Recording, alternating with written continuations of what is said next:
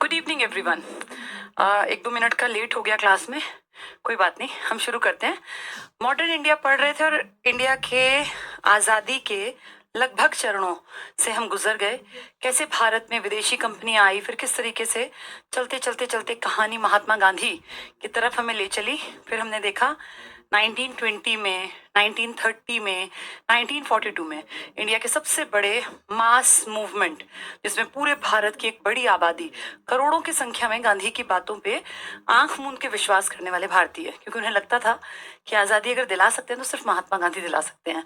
और सही भी था, क्योंकि बाकी तो कोई लीडर थे नहीं ना, थे, लेकिन उस टाइम पे शायद कोई कनेक्टिविटी में अगर देखें तो गांधी के जितना स्ट्रांग था नहीं। जैसे आज सोशल मीडिया है, कोई भी कुछ भी करके छा जाता है, तब ऐसा साधन नहीं था। तब दुनिया के बीच में जगह बनाने के लिए, लोगों के मन पे राज करने के लिए कुछ तो अनोखा रहा होगा गांधी जी में। अगर देखें तो बहुत ज्यादा काबिल अपने सुभाष चंद्र बोस थे, भगत सिंह थे। लेकिन आप सोच के देखो कि भगत सिंह के पीछे उतनी जनता अगर पागल होती तो क्या भगत सिंह को फांसी की सजा दे पाते? कभी नहीं दे पाते। गांधी के ऊपर आपने कभी लाठी चार्ज नहीं सुना। इसका मतलब ये पता था ना कि ये पावरफुल मास लीडर है, इसके ऊपर अगर हाथ डालेंगे तो देश टूट पड़ेगा हमारी तरफ। अंग्रेज ऐसा जानते थे।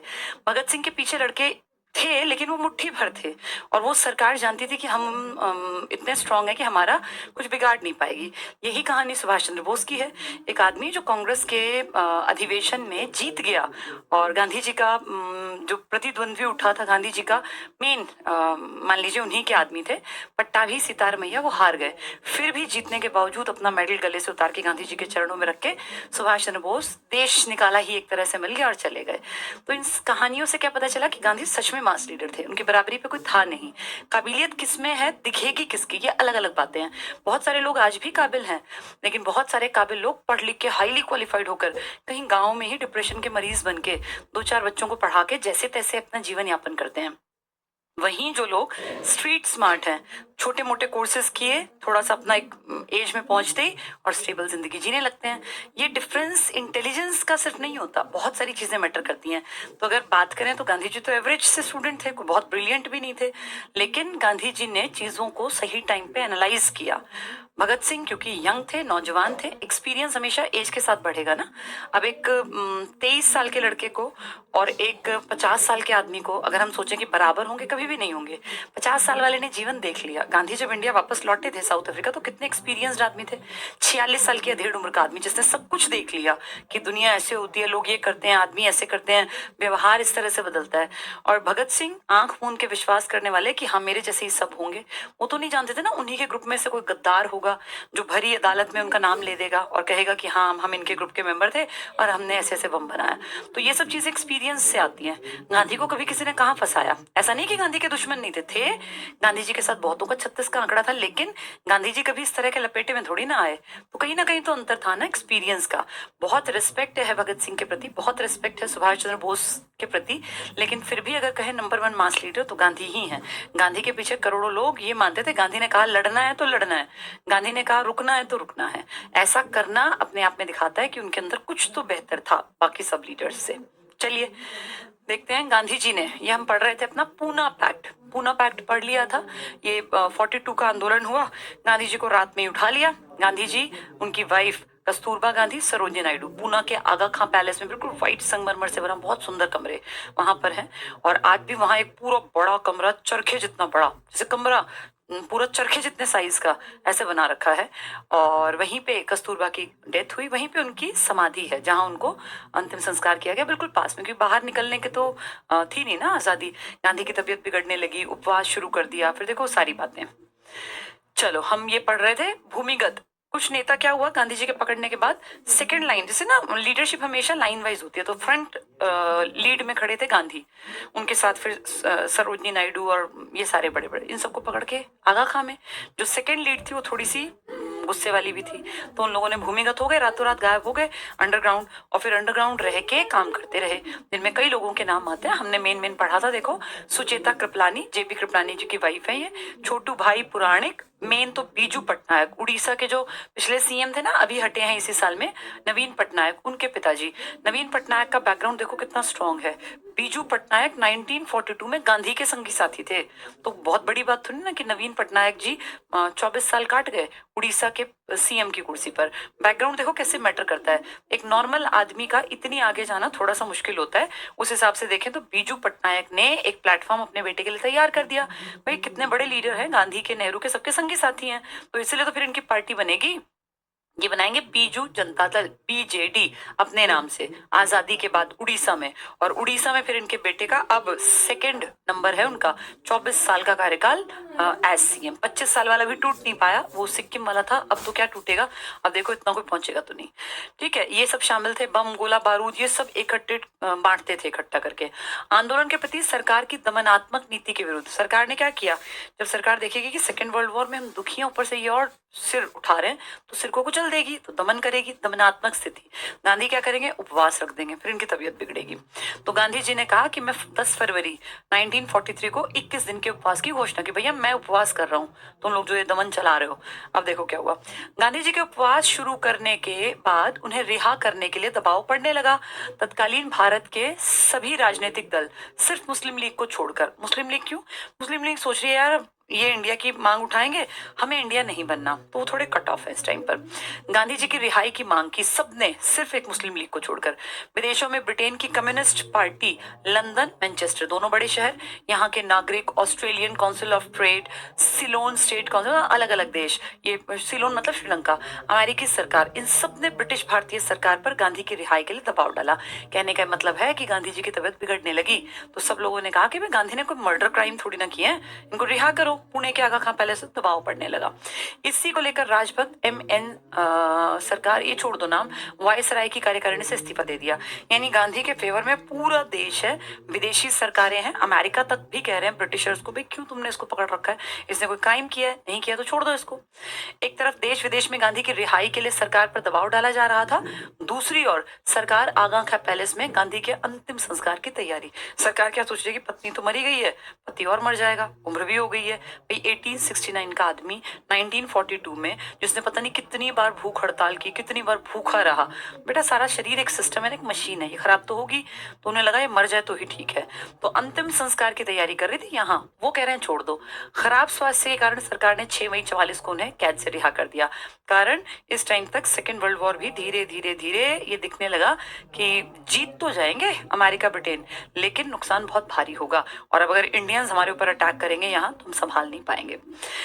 आजाद हिंद फौज वो उस तरफ चल रहा है, उसी बीच में वो क्विट इंडिया मूवमेंट, हमारे देश के ग्रेट लीडर जो चले गए थे ना 2 बार जीतने के बाद, अपना मेडल उतार के पैरों में गांधी के रख के, सुभाष चंद्र बोस, देश निकाला, मिल गया। अंग्रेजों ने कह दिया यहाँ दिखे तो शूटेड साइट, जहां दिखे वहीं मार देना, यहाँ से जाना पड़ा। गए तो वो इच्छा थी देश के लिए कुछ करना है, कुछ करना है, और देखा जाए तो एज भी ज्यादा नहीं थी भाई। 1897 में पैदा हुए, तो 3 ही साल तो माने, 42, ये 45 साल का एक आदमी, एनर्जी लेवल हाई, कुछ करने की इच्छा, और पीछे कोई डर तो था ही नहीं कि भाई पीछे बड़ा परिवार हो या ऐसा कोई, वाइफ तो थी नहीं, शादी तो की नहीं थी। कुछ लोग कहते हैं कि इनकी एक बेटी यूरोप में थी, पर वो थी कि नहीं थी इस बात पे उन्होंने कभी खुद कंफर्मेशन नहीं दिया। हाँ, अब बहुत सारे लोग जो है उनको मान्यता देते हैं, कुछ लोग कहते हैं कि नहीं वो ऐसे ही थी, अब हमें नहीं पता थी कि नहीं थी। वापस आते हैं 1 सितंबर 1942 को कैप्टन मोहन सिंह, ये मोहन सिंह ना पहले आर्मी में थे, इसलिए देखो नाम कैप्टन मोहन सिंह है, लेकिन ये बुजुर्ग हो गए थे। इन्होंने, देश में इनके आने पर प्रतिबंध था, इन्होंने बाहर अपनी एक फौज तैयार की, कैप्टन मोहन सिंह ने, सिंगापुर में। फिर जैसे एज बढ़ी तो वो जो चाव होता है ना भाई, एनर्जी लेवल हाई, वो घटने लगता है अपने आप उम्र के बाद। तो कैप्टन मोहन सिंह ने तैयार तो कर लिया, आर्मी लड़के तैयार तो कर लिए, पर वो जज्बा नहीं था। फिर उनका वो काम रास बिहारी बोस ने किया, वो जो बम नहीं फेंक के भागे थे, रास बिहारी बोस। देखो जब लॉर्ड हार्डिंग सेकंड घुस रहे थे दिल्ली में, तो बम फेंक के भाग गए थे उनके ऊपर अंडरग्राउंड। तो यहाँ पहुंच गए। उन्होंने कहा सर आप बहुत अच्छा काम करें, मैं लीड करता हूँ, आप तो मेन फाउंडर हो गए, मैं लीड करता हूँ। रास बिहारी बोस ने भी काम किया, लेकिन अब रास बिहारी बोस की भी उम्र हो गई थी भाई। 11 में तो अगला बम फेंक के आया था, 12 में। अब देखो तुम 12 से 22, 32, 42, 30 साल और तब भी कोई 10 साल के तो थे नहीं, तब भी 20-22 साल के थे। इसका मतलब उनकी भी उम्र ठीक ठाक हो गई थी। अब उन्हें फील हुआ कि नहीं, कोई और नौजवान जो एक्सपीरियंस्ड भी हो, 20 साल का लड़का नहीं, एक्सपीरियंस्ड प्लस सही उम्र का। वहां उनको सुभाष चंद्र बोस दिखे। अब बोस को देश निकाला मिल गया, काबिलियत है ही, लीडरशिप क्वालिटी। उन्होंने बोस को कहा कि तुम लीड कर लो ना, इसके पीएम बन जाओ। उन्होंने कहा ठीक है सर, मैं तो वैसे भी कामकाज सोच ही रहा हूँ करने के लिए। तो फिर उन्होंने अपने हिसाब से थोड़ा चेंज किया और इंडियन नेशनल आर्मी बना दी, भारतीय ये आजाद हिंद फौज। अपना झंडा बनाया, प्रॉपर अपनी मिलिट्री की यूनिफॉर्म, सब जितने लोग इनके बटालियन में सबकी मिलिट्री की यूनिफॉर्म। 3 बटालियन लड़कों की तैयार की, 1 लड़कियों की। 3 बटालियन के नाम पता है क्या क्या रखे? गांधी ब्रिगेड, नेहरू ब्रिगेड और अपने नाम की सुभाष ब्रिगेड, और रानी लक्ष्मीबाई के नाम पर रानी लक्ष्मीबाई ब्रिगेड। यानी जिनकी वजह से देश छोड़ना पड़ा उनको भी नहीं भूले। तो पंडित नेहरू जो कि इनके खास दोस्त कहलाते थे, और गांधी जी जिनका कहीं ना कहीं एक देखा जाए तो नेगेटिव रोल रहा इनके सेंस में। चलिए, तो आजाद हिंद फौज 1 सितंबर 42 को कैप्टन मोहन सिंह इन्होंने शुरुआत की थी। निमलाया में आजाद हिंद फौज के पहले डिवीजन का गठन किया। पहला डिवीजन नहीं कुछ कर पाया, सफल नहीं हो सका, लेकिन एक होता है ना, थॉट तो दिया। अगले आदमी को बेस बना हुआ मिला, किसको? सुभाष चंद्र बोस को। उसको आके बेस नहीं बनाना पड़ा, बेस तो बना के छोड़ गए कैप्टन मोहन सिंह। आजाद हिंद फौज, आजाद हिंद की स्थापना का वास्तविक श्रेय, रियल में जो जोश भरा, वो रास बिहारी बोस, जो बम की राजनीति करते थे, जिन्होंने लॉर्ड हार्डिंग सेकंड पे बम फेंका था, वहां से भाग गए थे। तो रास बिहारी बोस ने उनको प्रॉपर तरीके से गठित किया। शुरुआत की कैप्टन मोहन सिंह ने मलाया में, और उसके बाद मेन काम किया रास बिहारी बोस, जिसने एक संगठन। लेकिन फिर उन्होंने कहा कि मैं काम कर नहीं पाऊंगा लंबा। तो 2 लोगों का नाम अगर पूछे शुरुआत तो आप कहोगे कैप्टन मोहन सिंह, पूछे वास्तविक तो रास बिहारी बोस, ब से बोस, ब से बम। लेकिन देखो जुलाई 1943, अब देखो ये सितंबर 42, ये जुलाई, इसका मतलब अभी 10-12 ही महीने हुए हैं। बहुत पुरानी फौज तो है नहीं। उस 10-12 महीने में 2 आदमी आ गए। कौन कौन? पहला कैप्टन मोहन सिंह, देन आपके बोस, रास बिहारी बोस। अब तीसरे आएंगे सुभाष चंद्र बोस का सिंगापुर आगमन हुआ, क्योंकि इनको देश से निकाला दे दिया। अब 2 जुलाई को आया सिंगापुर, 5 जुलाई सुभाष चंद्र बोस भारतीय स्वतंत्रता लीग और आजाद हिंद फौज के अध्यक्ष बन गए। सोचो 2 तारीख को आए हैं और अगले दिन मीटिंग हुई और 5 को अध्यक्ष, क्योंकि जो आजाद फौज थी उसको तो चाहिए था ना बढ़िया कैप्टन, इनसे बढ़िया कौन होता। नेताजी ने आजाद हिंद सरकार गठित की। आजाद हिंद फौज तो कैप्टन रास बिहारी बोस ने बना दी, वास्तविक काम कर दिया ये अपना कैप्टन मोहन सिंह ने बना दी, काम कर दिया बोस ने। अब इन्होंने कहा आजाद हिंद सरकार बनाते हैं अंग्रेज सरकार के पैरेलल में। तो आजाद हिंद सरकार गठित की और तुम मुझे खून दो मैं तुम्हें आजादी दूंगा, इस नारे से देशवासियों को ललकारा। सुभाष चंद्र बोस की मृत्यु 18 अगस्त 45 को फॉर्मोसा द्वीप, आप सब जानते हैं ये रहस्यमयी मौत है, क्योंकि डेड बॉडी नहीं मिली। हमने बहुत लंबे समय तक ये माना कि नहीं मरे, वो कहीं ना कहीं है। लेकिन अब अगर देखें बायोलॉजिकली इतना जीना संभव नहीं है। 1897 का आदमी 1997 में 100 साल का हो गया, 97 को बीते भी 25 साल बीत गए, 25-26 साल। तो उस हिसाब से नामुमकिन है अब तक उनका जिंदा रह पाना। हाँ, ये एक मलाल है कि डेड बॉडी भी नहीं मिली, कि क्या हुआ वास्तविकता किसी को नहीं पता। बहुत सारी कहानियां हैं इसके पीछे। तो 18 अगस्त को ये गायब हो गए।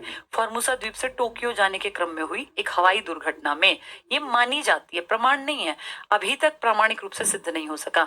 जैसे किसी की डेड बॉडी मिल जाए, कुछ भी मिल जाए, तो आदमी सोचे चलो भी मर गया होगा, लेकिन कुछ भी नहीं मिला, कुछ भी नहीं मिला। बहुत साल हमें लगता रहा कि शायद वो किसी ने कैप्चर, मतलब उनके प्लेन में जो बच गए उनको पकड़ लिया।